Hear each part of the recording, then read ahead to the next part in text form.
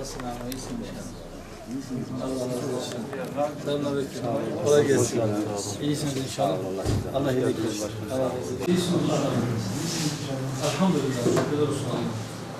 Sizi sormalı. Başkanı ne anlıyor? Ama ilk sefer bir partinin genel başkanı beldemizi ziyaret ediyor. Bu da Hüdapar'ın bir özelliği Allah. Çünkü bu beldemizde özellikle İlkay'ı çok önemli. Hüdapar'la beraber inşallah hem belde halkım adına hem kendim adına size teşekkür ediyorum. Allah razı olsun. Halka hizmet, hakka hizmet düşüncesiyle. İnşallah en güzel bir şekilde, imkanlar el verdiği bir şekilde hayırlı hizmetlerimizi elimize geldiğince yapacağız. Öyle bir yapalım ki burası bir numune olsun, arkası gelsin. Bizde suistimal olmayacak Allah'ın izniyle. İnşallah Hüdapar Belediyesi'nde kaynak neyse, imkan neyse de hizmete harcanacak. İnşallah önce adalet dedik, adil bir şekilde hizmetlerin dağıtımında o farkımızı göstermek zorundayız. Eğer gösteremezsek hem kendi kendimizi inkar etmiş oluruz, hem kendi davamıza, kendi partimize de belki ihanet etmiş oluruz. Rabbim bulunma düşmekten hepimizi muhafaza etmiş olur. Ve ilk toplantımızı İmam Çağlar'a devam edilmek başladı.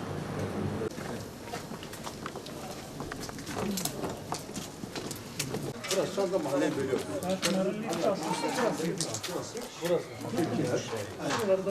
Burası zaten genişti. Şu.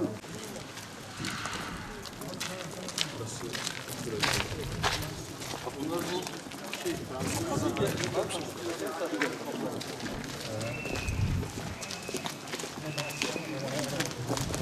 Böyle ileriye doğru 5 kat üzeri kalifimizde çok güzel bir şekilde tabii bu da her sene geçen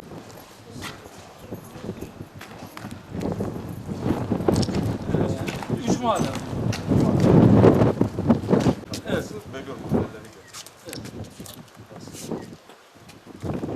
Burası da bizim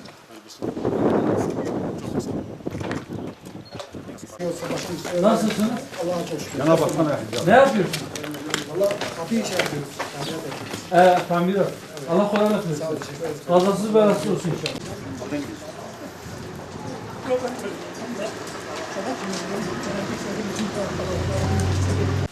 Selamünaleyküm. Hoş geldiniz. Hoş bulduk. Kolay gelsin. Allah razı olsun. Allah güç kuvvet versin inşallah. Teşekkür ederim.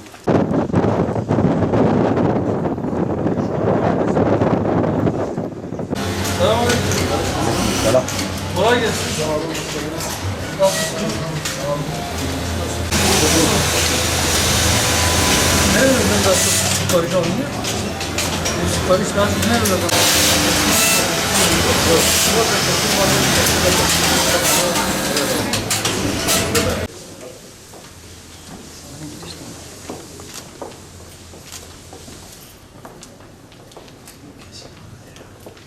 Kolay gelsin.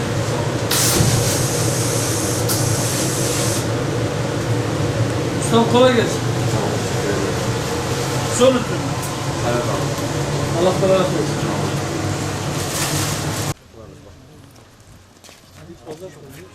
Salı günü pazar kurdu. Salı günü hemen götürsün ya. Merak gelmiş. Buranın bir eski görüntüsünü gören, yeni görüntüsünü gören şeylik çok.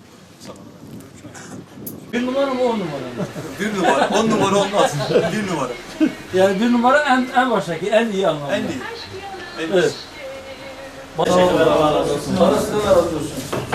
Ekmeğinizin görüntüsü çok güzel. İnsan iştahını çekiyor. Buyurun yiyin. Teşekkür ederim. Allah razı olsun. Teşekkür ederim. Selamünaleyküm. Aleykümselam. Hoş geldiniz. Ama kolay gelsin. Nasılsın? İyisin inşallah. İyi olsun. Allah razı olsun. Biz iyiyiz elhamdülillah. Fırının sıcaklığına göre. Sıcaklık çok olursa ekmeğe dışı pişer, içi hamur kalır diyorlar. Öyle mi? Genelde evet, ortalama yapıyoruz. Allah kolaylık versin. Allah inşallah. Bize de dua edin, bizi duasız bırakmayın. Allah sizden razı olsun. Allah hayrınızı kabul etsin. Selamünaleyküm. Aleykümselam. Ustam kolay gelsin. Hoş geldiniz. Nasılsınız? İyisiniz Allah inşallah. razı olsun. Sağ olun. Allah senden razı olsun. Allah kolaylık versin. Bizim ekonomi olarak ve bu bir sene zaten bu kuraklıktan dolayı hepimiz perişanız. Yani genellikle ekonomiyle uğraşan vatandaşlarımız en perişanız. Bizim ülkemizde olan bir bölge ya da bizim Türkiye genelinde bu sıkıntılarla ilgili epey sıkıntı çekiyoruz yani. İnşallah. Evet. İnşallah. Allah razı olsun. Muhtarım buyurun. Hangi köy? Allah razı olsun. Kayapınar, Yeşil Yurt Mahallesi. Yani biraz düşünme lazım. Biraz insan düşünmesi lazım da biraz değil de bir gün düşünmesi lazım. Yani 30 milyon nerede, 45 nerede, 150 nerede? Hatta kilosu aynı. 3 yıl olacak fiyat aynı. Zor. Bir etin kilosu pahalansa bu sefer de et yiyemeyecek. Etin kilosu ucuz olunca Besici. Evet, Hüdapar'ın tek belediyesi Kayapınar Belediyesi'ni bugün ziyaret ettik. Kayapınar belde halkını dolaştık, esnafı ziyaret ettik. Çevre köylerden gelen muhtarlarımızı dinledik. Birkaç husus belirtmekte fayda görüyorum. Öncelikle halkın belediyemizden memnuniyetini duymuş olmaktan son derece memnunum. Mutluyum, bahtiyarım ve bu nedenle de belediye başkanıma, Samir Başkanıma çok teşekkür ediyorum. Kıt imkanlarla gerçekten güzel hizmetler yapmış. Yapmış olduğu hizmetleri yerinde görme fırsatını bulduk. Dolaştık, açmış olduğu parkı, taziye evini, açılan yolu ve diğer hizmetleri, pazar yerini yerinde gördük, çocuk parkını.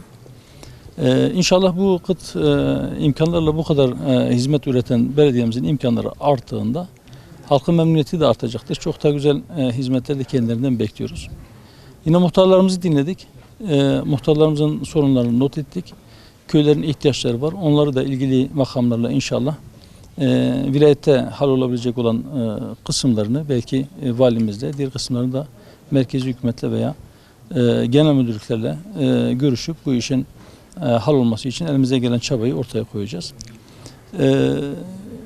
Ümit ediyorum başta halkımıza vermiş olduğumuz sözün gerçekleştiği genel anlamda görülür. Biz bir şey söyledik. Belki bizim imkanlarımız kıttır. Evet, belediyelerimizin imkanları da kıttır. Ama biz bunlardan şikayet etmek için bu makamlara gelmedik. Bu makamlara talip olmadık. Bu kıt imkanlarla da inşallah biz hizmet üreteceğiz. Şunu söyledik de ki biz halkımıza yalan söylemeyeceğiz.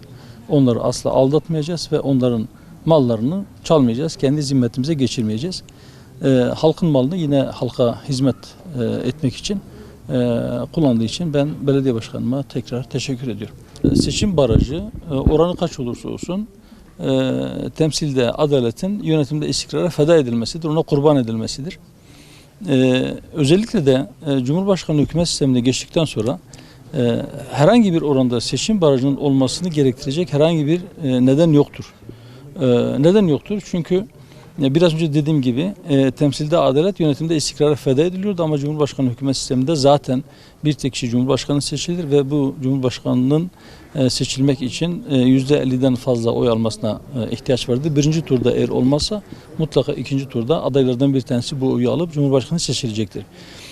Yani hükümetin seçilememesi veya hükümetin oluşturulamaması gibi bir risk yoktur.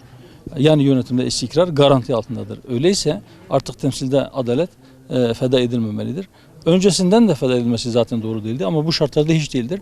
Baraj tamamen sıfırlanmalıdır. Hüdapar'ın seçim barajı ile ilgili görüşü budur. Ümit ediyoruz bu hastalık, bu küresel salgın bir an önce ortadan kalkar ama bunun için de gerekli tedbirlere mutlaka riayet edilmesi gerekir. Biz bütün vatandaşlarımıza çağrımız şudur. Hastalık tamamen ortadan kalkıncaya kadar mümkün mertebe tedbirlere riayet etsin. Herkes bu konuda tedbirlere riayet etsin. Aşı için de diyoruz ki mümkün mertebe insanlarımız aşı olsun ama aşı olmanın zorunlu kılınması veya insanların buna mecbur edilmesi doğru bulmuyoruz. Fakat aşı olmalarını tavsiye ediyoruz vatandaşlarımıza. Okullar açılacak, yüz yüze eğitim başlayacak. Kayıp yaklaşık 1,5 eğitim yılından bahsediyoruz. Öğrenciler bu anlamda ciddi anlamda eğitimlerden geri kaldılar. Yüz yüze eğitimin başlayacak olması bu yönüyle sevindirici. Ancak şu hususu da unutmamak lazım. Şimdi tedbirler dedik. Tedbirlerden bir tanesi temizliktir ve en önemlisi belki temizliktir. Malumunuz okullarımızda temizlik görevlileri pek çok okulda bulunmamaktadır en azından.